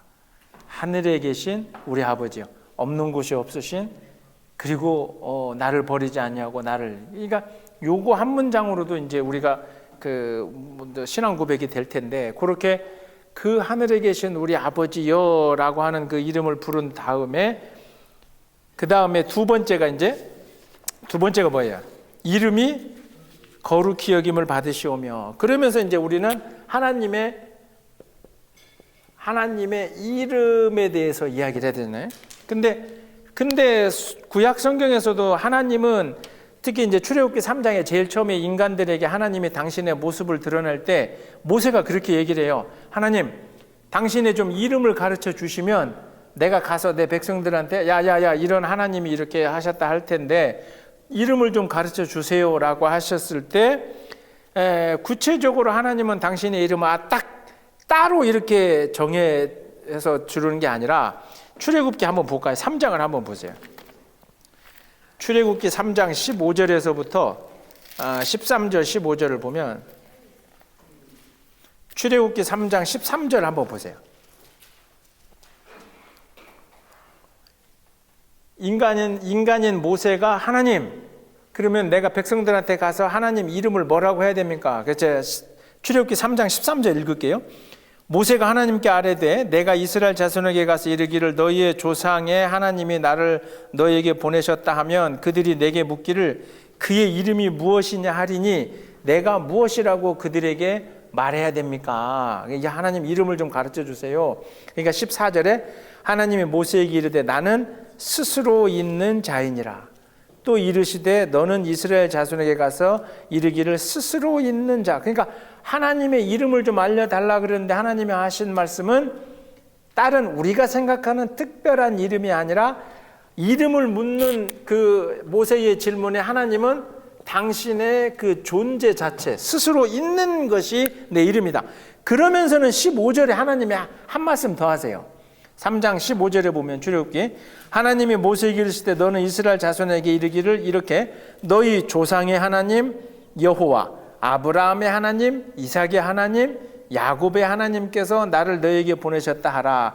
이는 나의 영원한 이름이요 대대로 기억할 나의 칭혼이라. 그러니까 이름을 하나님 당신의 이름을 뭐라고 해야 됩니까? 라고 물어보는 질문에 하나님은 당신은 그냥 스스로 존재하는 나는 나로서 그냥 하나님이고 그리고 두 번째로는 조금 더 설명해 줄 때 거기 이제 아브라함, 이삭, 야곱 이렇게 나가는데 조상의 하나님이라고 하는 뜻은 아까 우리가 하늘의 개념하고 같이 연결해 보면 조상들과 뭐한 함께 하신 그렇죠? 조상들과 함께 하신 분이 하나님이시다. 그리고 난 다음에 15절 후반에 보니까 이는 나의 영원한 이름이요 대대로 기억할. 그러면 결국 조상의 하나님뿐 아니라 누구에게? 앞으로 너희들에게 있을 후손의 하나님, 후손들과도 함께 하실 하나님. 그러니까 이 이야기는 하늘에 계신 우리 아버지의 이름이 거룩히 여김을 하나님의 이름이라고 하는 것 자체는 그냥 하나님의 그 존재 자체 그리고 더불어서 중요한 건 수많은 믿음의 선조들과 함께 하셨던 그 하나님 그리고 중요한 게 그리고 앞으로 대대 거기 15절에 있는 것처럼 대대 후손들에게도 기억될 하나님 결국 지금 이 순간에 나와 또 우리 조상들과 함께 했지만 앞으로 나는 이게 더 중요하다고 봐요. 앞으로 누구와? 내 후손들과도 변함없이 아브라함의 하나님, 이삭의 하나님, 야곱의 하나님 때도 변함이 없으셨고 지금 나 모세 시대에도 변함이 없으셨고 그리고 하나님은 그리고 이 이름이 대대로 기억할 나의 그러니까 네 후손들까지도 계속 말하게 될 이름이 바로 나 하나님이다. 근데 이제 그러니까 우리가 하나님에서 한글로 하나님이 이름입니까? 라고 하는데 사실은 하나님의 이름은 당신이 존재 자체지 우리 인간들이 이제 이렇게 그렇게 하나님을 부르는 거고 당신은 당신의 이름을 뭐라고 얘기하냐면 그냥 존재 방식으로 스스로 있는 자라고 하는 건 특별히 너희들이 부를 이름이 아니라 하나님이 살아 계시는 것 그것 자체가 그냥 그것이 우리에게 하나님이라는 이제 이름이 된다 하는 거죠. 그래서 이름이 거룩히 여기심을 받으시오매라고 할 때 그 하나님의 이름을 이야기할 때마다 그러니 우리는 뭐를 해야 되냐면 이제 이게 잘 안 쓰는 단어지만 경외심을 가져라 이러잖아요. 혹시 이 경외심의 뜻이 뭔지 아세요? 존중하는 거. 그렇죠. 또 그렇죠. 두려워하면서 막 얘기하니까 합쳐지잖아요. 그래서 경외심이라고 하는 게 뭐냐면 두렵고 떨리는 마음으로 존경하는, 뭐 존경 또는 뭐 이렇게 올리는. 그러니까 경외심이라는 건 이게 단순하게 두려움은 공포잖아요. 근데 공포의 두려움이 아니에요. 경외심은. 그리고 두렵고 떨린다 할 때 이 떨리는 마음 또한 어떤 잘못된 것에 의해서 그 떨리는 게 아니라 두렵고 떨리다는 건 이제 제가 이게 우리 군인들한테 이렇게 쉽게 설명하죠. 막 초등학교에서 축구 선수를 꿈꾸는 애가 그 앞에, 그때는 이제 박재성이었는데 지금 박재성이 아니지. 지금은 손흥민 정도 돼. 내 꿈이 앞으로 나 축구 선수야, 막 초등학교 애가. 근데 그 앞에 박재성, 이제 지금 박재성, 내가 군대 있을 때는 박재성이었거든. 그 손흥민 같은 애가 딱 나타나갖고, 자식, 한번 해봐. 그러면 이 축구 선수 아까 꿈인 초등학생이 어떻게 했어요? 두렵고 우와 손흥민이다 이러면서 야 한번 드리블 해봐, 내가 가르쳐줄게. 그러면 평소에 하던 놈도 어떻게 돼요? 이게 잘 안 되거든. 근데 그게 공포는 아니잖아요, 그죠? 막 만나고 싶었고 보고 싶었고 막 이렇게 한데 진짜 앞에 손흥민이 딱 나타나니까 이 초등학교 이게 쉽게 설명하면 막 경외심을 이게 막 어렵게 설명할 게 아니라 그렇게 하면 두렵고 떨리지만 그래도 옆에 있고 싶고, 그렇죠? 두렵고 떨려서 겁이 나지만 그러나 그게 싫은 게 아니라 막 이렇게 하고 싶은. 그러니까 당신의 이름이라고 할 때 하나님의 이름을 말하는 그 순간 우리는 출애굽기에서 얘기한 것처럼 이미 쭉 지금까지도 함께 하셨고, 가장 중요한 건 저는 그렇게 봐요. 뭐 이건 제 고백일 수 있지만 그것을 말하고 있는 나, 이제 이거는 조상이고 조상과 나, 그리고 더욱 중요한 건 내 이후로도, 그러잖아요. 내 이후로도 대대손손이 기억할 이름, 내 이후로도 내 자손들에게도 함께 해주실 하나님. 나는 살다가 하나님 곁으로 간다 하더라도 내 후손에 막 대대손손이 그래도 아직 하나님의 이름을 계속 이야기할, 하나님의 존재에 대해서 고백할 그것으로서의 하나님의 이름. 결국 하늘에 계신 우리 아버지여 이름이 거룩히 여김을 받으시오며 할 때 그 이름이라고 하는 말하는 순간 우리와 함께 하시는 그 하나님. 그래서 내가 두렵고 떨리는 마음, 간절한 마음으로 내 후손들에게도, 이미 지금 나와는 함께 하시니까 내가 주기도문을 하겠죠. 그래서 내 후손과도 더불어 함께 하실 이제 그 하나님, 그 하나님으로의 이름이, 그 다음에 이름이 뭐 하게 되게? 거룩히 여김을 받으시오며. 그 하나님의, 이제 요걸 내줄게. 이 하나님의 이름이 그 다음에 거룩히 여김을 받으시오며. 그러니까 조상들과도 함께하고 앞으로 후손, 나와 지금 함께하고 후손들하고 함께 하실 하나님의 이름이 거룩하다라고 여김을 받으시오며 라고 이제 우리가 그렇게 얘기하잖아요.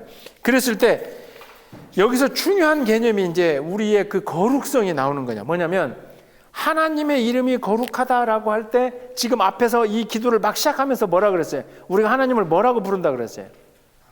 아버지라고 부른다 그랬잖아요. 그리고 아버지라고 부르면서 아버지의 모든 것이 결국 내 것이 된다 그랬죠. 그렇죠? 그러면 결국 하나님의 이름이 거룩히 여김을 받는다라고 하는 건 나 또한 하나님의 자녀로서 내 삶도 또한 어떻게? 거룩히.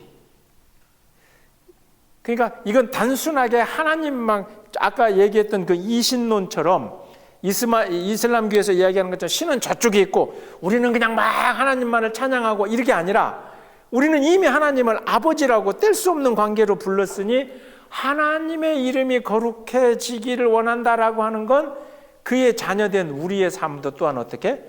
거룩한. 이것도 제가 이제 쉽게 군인들한테 설명할 때 그렇게 얘기하는 거죠. 요즘은 안 그러는데 이제 어렸을 때 동네에서 자라면 하우 저 네 집 새끼요 이러잖아요. 동네에서 사고 치고 다니면 하우 저 네 집 새끼래 이러면 저기 우리가 저희 같으면 저 최 선생님 아들이요. 그러면 저놈의 새끼 지금 형은 얌전하던데 진짜 내가 그랬으니까 우리 형은 뭐 얌전하게 이러는데 아이고 최 선생님 저 큰아들은 아주 조용하던데 저놈은 왜 이렇게 사고 쳐? 그러면 내가 돌아다니면서 내가 돌아다니면서 할 때마다 최 선생이라고 하는 우리 아버지 이름은 어떻게 돼요? 조금 사람들이 근데 이제 우리 형이 이제 공부도 확 잘하고 굉장히 착해요, 이 양반이야. 그 사람이 목사를 했어야 되는 나랑 바뀌어가지고 뭐 이러고 딱 다니면 저거 최 선생님 아들 큰아들이랴 이러는 순간 우리 아버지였던 최 선생은 어떻게 돼요? 올라가는 거거든. 근데 이제 내가 동네에서 애들하고 놀다가 옆집 그 옛날에는 그 우리 전주에 그 한옥 그 골목이었는데 뭐 하다가 꽁에 넘어갖고 장독대도 깨고 막 그래요. 막 그러면 이게 그 할머니 막 몽둥이들 쫓아 나오면 이놈의 새끼 막 도망가고 이러면 결국 붙잡혀서 혼나기도 하고 네 집 자식이 그러면 최 선생님 막내요. 그러면 이제 형만한 아우가 없어. 내가 제일 듣기 싫은 소리. 형만한 아우가 없어. 제일 듣기 싫은. 어쨌든 그래서 제가 이제 그렇게 설명을 하는데 그래서 군인 교회에 와서 여기에서 막 찬양팀하고 예배 드리는 니네가 특히 이제 군종병이나 예배 딱 끝나면 부대로 가잖아요. 부대에 가서는 이 앞에서 막 찬양팀 히타치고 막 했던 놈이 그대로 주일날 예배 끝나고 부대에 가갖고는 주일날 오후에 축구하면서 이 18 막 이놈 시경원 새끼 막 발로 차고 예를 들면 그래놓고 지가 그 다음 주에 또 와가지고 막 손들고 그런 거는 용납이 안 된다고 하는 것처럼 결국 그거는 지욕만 먹는 게 아니에요. 그러면 애들은 다른 교회에 관심이 없거나 이런 애들은 그 고참을 욕할 때 뭘 욕하겠어요? 교회 다니는 것들 이렇게 돼. 교회 다니는 것들 뭐 이런 것들. 그러니까 하나님의 이름이 거룩히 여김을 받으시오며 라고 하는 걸 할 때 우리가 아까 얘기한 이슬람교나 다른 종교들은 우리는 상관없고 당신 이름만 그냥 내가 믿는 종교 내가 믿는 그 신만 어떻게 거룩히 우리는 그 관계가 아니라는 거예요. 이미 주님이 우리에게 오셨고 우리를 그 하나님을 아버지라고 부르게 되는 순간 하나님의 이름이 거룩히 된다라고 하는 건 우리가 거룩히 여기는 것뿐만 아니라 내 삶을 통해서도 그죠? 제일 중요한 게 그거예요. 내 삶을 통해서 하나님의 이름이 어떻게 내 삶을 통해서 하나님의 이름이 다른 세상 사람들에게 어떻게 비춰지나. 그러니까 이런 표현을 제가 좋아하는데 누구도 시킨 적이 없지만 우리는 국가대표예요. 미국에 온 이상. 그러잖아요. 우리가 여기 미국에 온다고 한국에서 막 외무부에서 당신은 대한민국을 대표해서 이렇게 안 하잖아요. 근데 이미 우리는 여기에 와 있는 이상 다른 사람들이 우리를 보고 우리가 이상한지도 뭐라 그랬어요? 저 코리안 새끼들 말이야. 이런 게. 그래서 제가 아침마다 이 빠네라 가서도 이렇게 책 읽고 이렇게 이제 우리 딸내미 내려주고 책 읽고 이렇게 이제 막 집에 출발할 때 일부러 그 백인 할머니들이나 이렇게 보라고 티슈로 테이블 내가 싹 닦고 일부러 한참 뭐 빵 먹은 것도 없어. 난 커피만 마시니까 쓸 것도 없는데 매번 냅킨으로 싹 이렇게 닦고 내 앉았던 의자 이렇게 다 넣고 조금 이렇게 보나보나해요. 일부러 이렇게 하고 가방 메고 이렇게 가요. 왜냐하면 어쨌든 이 사람들이 저 아시안, 뭐 코리안, 차이나 뭐 이거까지는 자세히 안 보더라도 결국 그분들 가운데 누구 하나라도 아시안에 대해서 어떤 건 조금 좀 다른 생각이 있다가도 보는지 안 보는지 모르겠지만 자기들도 그러고 이럴 거 아니에요. 왜 그러냐면 미국 사람들 이거 어차피 그 안에서 일하는 걔네들 짭이니까 걔네가 치우니까 막 푸드코트나 보면 보세요. 테이블 그대로 가잖아 그냥. 그럼 나는 어렸을 때부터 우리 애들 모두 항상 닦아라. 이거 물론 다른 사람이 닦겠지만 그러나 그래도 우리가 닦아라. 그러니까 한국 코리안에서 외무부에서 나한테 무슨 증을 준 건 아니지만 우리는 국가대표라니까요. 외국에 살고 있는 순간.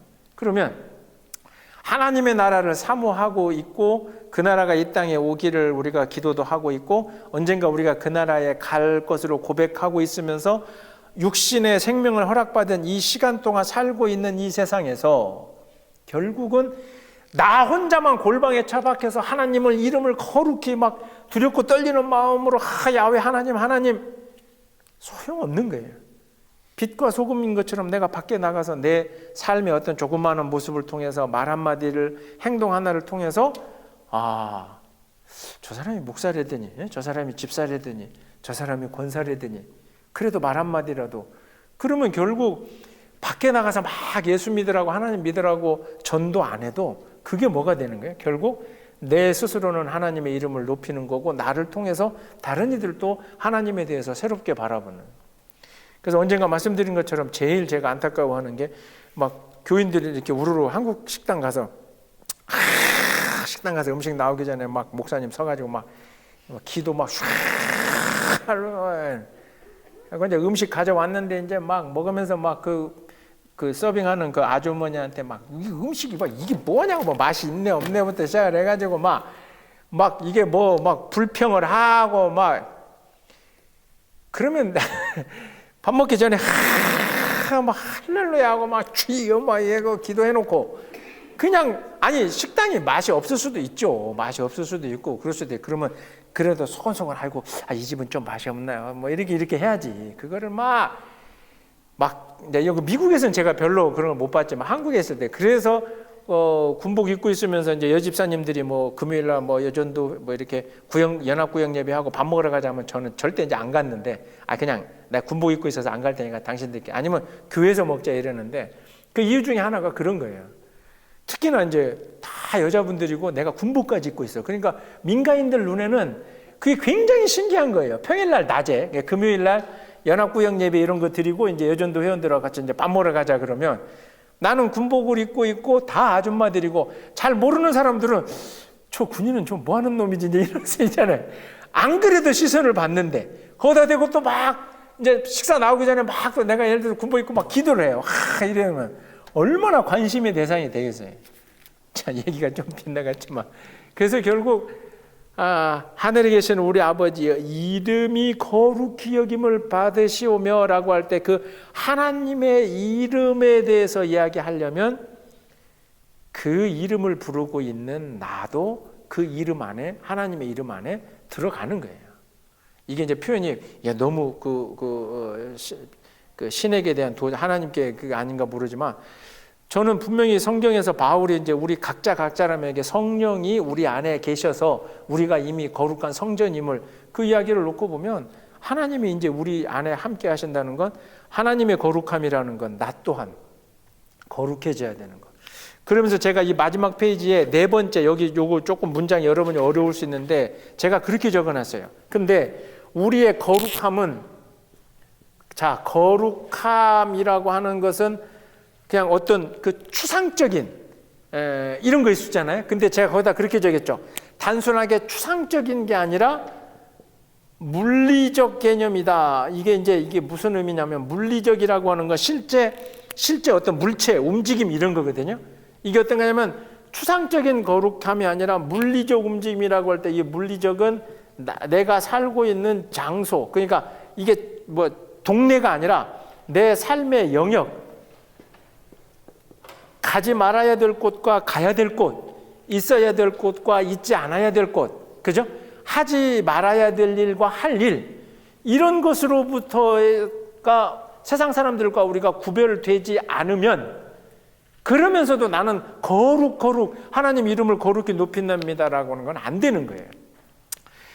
제가 이제 투어 가이드를 했다 그랬잖아요. 그래서 1년에 그거 한참 할 때 하여튼 무조건 출발하면 라스베가스를 가야 돼. 첫날은. 그럼 라스베가스를 가면 어떻게 돼요? 호텔 1층은 다 카지노잖아요. 그래서 처음에 그 가이드를 일을 하면서는 한국 사람들이 손님들이 오면 물어봐요. 저거 이제 그러니까 뭐 이렇게 그 카드 게임이나 이런 거 말고 하여튼 동전 넣고 하는 거 슬롯 머신. 근데 나는 그걸 해본 적이 없으니까 내가 그걸 모르잖아요. 근데 이제 자꾸 이거 돈은 어떻게 넣냐고 이거 안 되겠다 해가지고 나도 한번 이제 돈 넣고 뭐 누르는 거야. 근데 게임 방식은 워낙 다양하니까 돈 넣고 그다음에 그거를 이렇게 캐시아웃 하면 이렇게 프린터를 주고 뭐 이런 과정을 이제 해봐야 되니까 20불 넣고 하는데 되더라고. 그게 또 신기해요. 한번 그냥 지나가다가 20불 에이씨 그래도 돼. 깜짝 놀라가지고 내가 드는 생각이 이게 만약에 이렇게 해가지고 조금 된 것처럼 된다 그러면 아침부터 그냥 새벽부터 내가 그 사람들 모시고 막 하루 7, 8시간 운전해갖고 3박 4일 다 갔다 와도 뭐 차 떼고 포 떼고 다 떼면 하루에 한 300불, 400불도 안 돼요. 그런 거 다 빼면. 근데 이거 아니야. 이거 일 안 하겠더라고. 그래서 와, 순간 이 혼란이 오더라고요. 그때 막 가이드 일 시작할 때 굉장히 우리가 어려웠기 때문에, 그래가지고 이게 몇 불 더 하다가 생각해 보니까 이거는 아니다. 그러면서는 이제 그 뒤로는 생각해 보세요. 만약에 내가 거기에 빠지기 시작했다면 아마 뭐 이 자리에 없을 수도 있었겠고, 또 하나는 그건 이제 하나님 보시면서 굉장히 그걸 이제 오락으로 재미로 노인분들이 가셔서 하시는 것 자체가 문제가 아니라 그걸 통해서 내 삶의 방향을 바꿔보겠다라고 마음 먹는 순간 그게 이제 진짜 이제 도박이 되는 거고. 그래서 그 뒤로는 이제 손님들 이렇게 모시고 가도 그냥 가르쳐만 드리고 어지간하면 하지 마세요 하고 나는 이제 이렇게 딴 데 가고 이러는데, 근데 그 세상 곳곳에 우리가 그런 유혹과 그런 게 있어요. 특히나 여러분들이 그 맺고 있는 인간 관계를 이렇게 한번 가만히 보세요. 우리 이제 미국 생활하면서 우리가 인간관계가 그렇게 넓지가 않잖아요. 한인들하고 이렇게 하다 보면. 그러면 나는 그렇게 얘기하고 싶어요. 내가 가지고 있는 고민과 걱정과 이런 거를 과연 함께 하고 있는 교인들, 그러니까 내 속얘기나 내 어떤 그 기도의 제목이 됐든 뭐가 됐든 정말 중요하고 정말 진지한 얘기를 교회 안에서 우리가 하고 있느냐, 교회 안에서 되느냐? 절대 안 하죠. 절대 안 한다는 건 뭐냐면 교회 안에 있는 사람들을 못 믿는 거야, 서로. 그 얘기하니까, 지난번 얘기하니까 어디 가서 얘기가 돌아서 나한테 돌고 들어오고. 그래서 이거는 단순하게 거룩함이라고 하는 건 나는 모르겠고 그냥 하나님만 이름의 거룩함이 아니라 우리가 만들어 가고 있는 그게 교회라면, 그리고 교회 안에서의 어떤 이렇게 성도들 간의 어떤 그게 관계라면 이 교회와 이 관계가 실제적으로 물리적 구체적인 개념으로도 우리 자체가, 우리의 예배가 그렇고 우리의 그 교제, 만남 이런 것도 그렇고 그 자체 안에서 아까 얘기한 것처럼 아무도 안 보지만 테이블 이렇게 하면서 보여주는 것처럼 우리 안에서 정말 우리 스스로가 이렇게 서로 존귀하고 서로 거룩하게 여기는 어떤 그런 모습으로의 변화가 없이, 그런 어떤 노력 없이 하나님 당신은 거룩해, 그러면 아까 얘기했던 그 범신론이나 이신론 타종교에서 하는 거하고 똑같은 거예요. 예수는 그것이 아니라고 우리에게 오셔서 우리 삶의 한복판에서 십자가까지 그렇게 하셨는데 자꾸 우리는 예수를 밀어내고 다른 종교에서 하듯이 저 신은 저 위에 딱 계시고 우리는 거기에 맞춰가지고, 그러니까 거룩히 여기를 하나님은 다른 곳에 두고 그냥 우리는 뭐 상관없어, 이게 아니라 예수님이 우리에게 오셨다라고 하는 것 자체는 우리가 살고 있는 모든 관계, 영역, 장소, 때로는 이제 시간, 구체적인 모든 것 속에서 우리를 통한 그 하나님의 거룩함이 드러나도록 내가 노력을 하는 것이 하나님의 이름이 그 다음에 이어지는 이제 거룩히 여김을 받으시오며, 그 이야기와 같이 고백되어진 게 내가 그런 노력을 하겠습니다, 내 삶을 그렇게 바꾸겠습니다 라고 하는 고백이 하나님의 이름이 거룩히 여김을 받으시오며 라고 하는 거죠. 그래서 거룩히 여김을, 이름이 거룩히 여김을 받으시오며, 거기 마지막 페이지 3번에 1번 한번 보세요. 앞서 말씀드린 것처럼 경외심은 단순한 공포가 아니고 두렵고 떨리는 마음, 그러나 곁에 있고 싶은 마음, 그죠? 두렵고 떨리지만 곁에 있고 싶은 마음의 그 거룩함. 근데 로마서 1장 21절부터 23절, 더는 이제 18절부터 32절까지 나중에 가서 쭉 읽어가 보시면, 그런데 우리가 마음이 어두워지는 것으로 인해서 이 거룩함을 하나님만을 놓고 나는 상관없고 그냥 그의 이름만 거룩하게 하다 보니 그게 결국은 뭐가 되냐면 그게 결국은 우상을 만드는 거예요. 그러니까 100명의 교인이 있으면 이 100명의 교인들이 이야기하고 있는 하나님이 한 분이어야 되는데, 대단히 죄송하지만 100명의 교인이 있으면 하나님의 100분이 되는 거야. 근데 이제 그것도 그래도 양보해서 좋게 해석하면 그 100개의 하나님을 다 합쳐도 그 하나님이 안 된다. 내가 이제 그렇게 좀 긍정적으로 해석할 수 있지만, 안타까운 거는 각자가 생각하는 하나님, 각자가 이야기하는 그 바라보고 있는 하나님이 다 다르다 보면 결국 그게 뭐가 되냐면 자칫하면 내가 만들어낸 하나님, 우상이 되는 거예요. 우상이 금송아지를 만들고 어디 가서 막 무당에게 빌고 뭐 이렇게 불상을 막 그런 게 우상이 아니라 그릇된 상, 그러니까 하나님에 대한 그 형상을, 그리고 하나님이 어떤 존재라고 하는 걸 내가 잘못 고백하고 있으면 그게 우상이 되는 거예요. 그러니까 여러분들이 이 주기도문을 이렇게 앞으로 저랑 몇 주 이렇게 하면서 바라볼 건 하늘에 계신 분부터 시작해서 그걸 제대로 쭉 한번 보다 보면 여러분이 생각해 오던 하나님이라고 하는 존재에 대해서 조금 방향이 틀어지더라도 그냥 원래 생각하던 하나님을 좀 잠깐 놔두고 이 목사님이 이야기하는 이렇게 한번 가보자. 사실은 좀 그려봐야 되는 거예요. 그러니까 주일 예배를 여러분들이 교회 와서 드리지만 일주일에 목사가 설교하는 그 주일 예배 한 번을 통해서 목사가 고백하고 있는 그 하나님에 대해서 여러분들이 아실 수가 없어요. 그러잖아요. 그래서 이제 교제와 나눔과 뭐 성경 공부라고 하는 이런 게 뭐냐면 결국 우리가 하나님을 우상으로 만들지 않고 말씀에 기록되어져 있는 하나님을 어떻게 볼 건가를 자꾸 스스로 이렇게 밝혀보고 해 나가는 게 이런 성경 공부요, 기도회요, 막 이런 거에 돼야 되는 거예요. 그게 이제 예배고.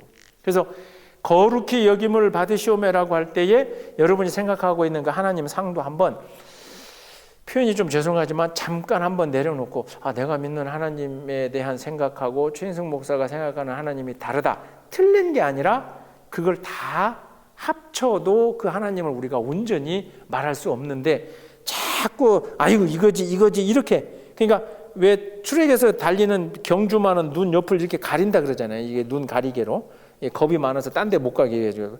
그래서 내가 생각하는 것만 바라보는 하나님은 자칫 그러니까 우상이 되는 거예요.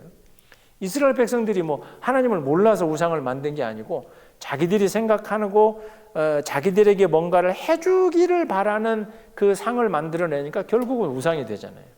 주기도문을 외우시겠다라고 하는 건 막 시작하면서 했던 얘기지만 내 것을 이루겠다는 게 아니라 결론적으로는 누구 것을? 하나님의 것을 이루는 데에 내가 엎드리겠다. 그게 사실은 이제 주기도문이거든요. 그래서 오늘 하늘에 계신 우리 아버지여 이름이 거룩히 여김을 받으며, 그래서 제가 이제 매번 요 할 때마다 이렇게 그거를 이제 요거는 4번에 보면 짧게 주기도문은 하늘에 계신 우리 아버지여 이름이 거룩히 여김을 받으시오며 라고 하지만 그것을 제가 오늘 강의했던 내용을 바탕으로 제가 한번 스스로 조금 내용적인 걸 가지고 이렇게 한번 적어보는 거죠. 눈으로 한번 보세요. 하늘에 계신 우리 아버지의 이름이 거룩히 여김을 받으시오며, 이거는 우리의 모든 것을 알고 계시며 우리와 언제나 함께 하시며 우리를 결코 잊지도 외면하시지도 않고 변함없는 사랑으로 우리를 돌봐주시는 아버지. 자녀들을 사랑하실 수밖에 없는, 사랑해야 되는 것도 아니고 사랑하실 수밖에 없으신 사랑으로 우리 곁에서 우리를 돌봐주시는 아버지. 우리는 때로 아버지의 사랑을 잊은 적이 있으나 아버지께서는 더욱 우리에게로 다가오시고 더욱 우리를 용서하시고 사랑하심으로 우리가 돌아오기만을 기다리시는 아버지. 아버지를 두려워하게 하소서. 아버지의 사랑이 얼마나 크고 넓은지를 깨닫고 그 크기와 넓이에 놀라운 마음을 넘어 두렵고 떨리는 마음으로 그 사랑을 바라보게 하소서. 그 두려움이 결국 나의 순종함으로 변화되어 아버지의 사랑 안에서 살아가는 우리의 기쁘고 행복한 삶이 주변 사람들에게 비추어져서 그들 또한 아버지 곁에서 우리와 같은 자녀가 되게 하소서. 이렇게 제가 이제 그 하늘에 계신 우리 아버지여 이름이 거룩히 여김을 받으시오며 라고 하는 이 두 센텐스를 가지고 조금 내용적으로 풀어보면 이렇게 풀어서 좀 기도가 되겠구나. 그래서 이 안에 사실은 하나님의 이름과 하나님이 계시는 곳, 그리고 마지막 그 5번 그런 아버지의 사랑을 받으면서 행복하고 기쁘고 감사하며 살아가는 나의 삶의 모습이 주변 사람들에게 비춰져서 그들도 내가 그렇게 사랑을 받는 그 아버지를 그들도 아버지라고 부를 수 있게끔, 그렇죠? 그게 우리의 삶이고 그것이 우리의 신앙생활이 되면 이게 전도 아니겠어요? 밖에 나가서 막 기타 치고 찬양하면서 막 교회 오라고 막 예수 천당 불신 지옥 그렇게 외치는 전도의 방법, 틀렸다는 게 아니라 그 방법.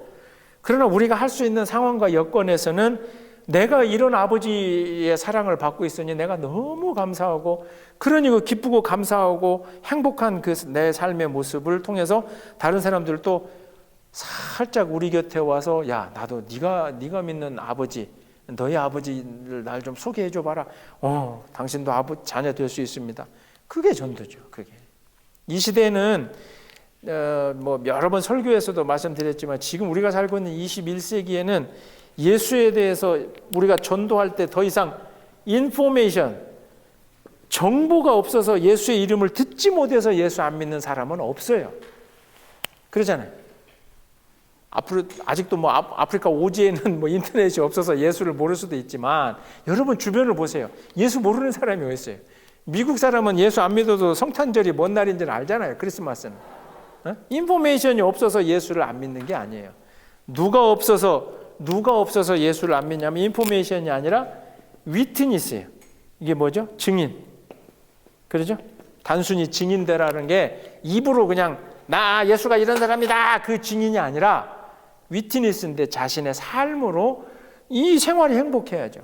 하나님을 그렇게 거룩하다고 여기면서 나의 모습이나 또 내 삶이 그렇게 비춰줘야, 그래야 현대인들은 자기가 직접 안 해보면 안 합니다. TV 프로그램도 요즘 보세요. 다 직접 하는 거잖아요. 옛날에는 보여주는 거 이렇게 보고만 있다가 지금은 그 리얼리티라고 하는 게 뭐예요? 막 하면 막 자기도 참여하고 막 뭐 이렇게 하고. 결국은 이 시대의 전도라고 하는 건 바로 그런 거예요. 여러분 각자가 이렇게 주기도문을 하면서 하나님을 내가 이제 어떻게 섬기는가. 자, 주기도문. 오늘 하늘에 계신 우리 아버지의 이름이 거룩히 여김을 받으시오며. 여러분 속으로 그럴 거예요. 와, 이 짧은 주기도문을 몇 줄을 울고 먹으려고 최인성 목사가 저렇게 어쩔 수 없어요. 이것도 지금 빨리빨리 한 거지. 사실 하늘 하나 가지고도 그러는데. 그래서 다음 주에는 도대체 하나님의 일이라고 하는 하나님 나라가 임하는 것, 하나님의 뜻이 여기서도 이루어지는 것, 이것과 시간이 조금 되면 그러면서 이제 우리의 일용할 양식으로 요 다음으로 나가도록 하겠습니다. 자, 오늘 또 잘 됐습니까, 집사님? 아니, 집사님이 딱 잘 됐다고 하셔야. 잘 됐습니까, 집사님? 자, 기도하고 마치겠습니다. 하나님 감사합니다. 하나님을 아버지라고 부를 수 있도록 예수 그리스도께서 저에게 허락하여 주신 이 놀라운 일이 저희들 그냥 입술로 늘 빠르게 외우던 주기도문 안에 이 거룩한 뜻이 있었음을 이 시간 다시 한번 깨닫게 해주셨사오니 감사드리옵나이다.